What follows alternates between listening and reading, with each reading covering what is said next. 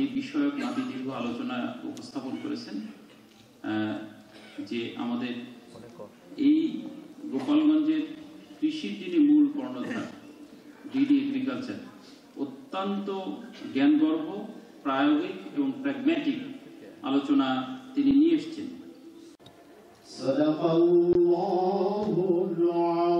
কৃষক হিসেবে যখন এই ব্যাপারগুলো করছে, সাইমালটেনিয়াসলি ওই ক্লিনিক বা হসপিটালের দরজায় করছে। ডক্টর জিহাস আহমেদ জুয়েল, ডিন ও সহযোগী ৬৮ হেক্টর জমি, সাময়িক পতিত জমির পরিমাণ ২০০০।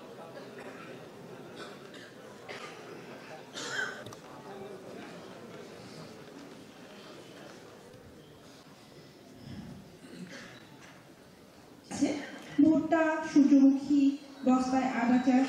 সম্মানিত উপপরিচালক কৃষি সম্প্রসারণ অধিদপ্তর গোপাল, সালাম এবং শুভেচ্ছা জানাচ্ছি। কৃষির সাথে জড়িত আছেন তারা আমাদের বড় মৌসুমে ৩,৯৪,০০০ আমাদের পর্যাপ্ত আছে, আমাদের সুষম বহনযোগ্যতা।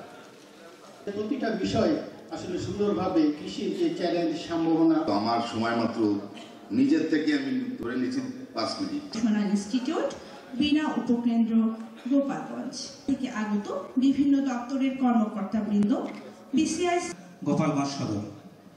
অনুষ্ঠানের শুরুতেই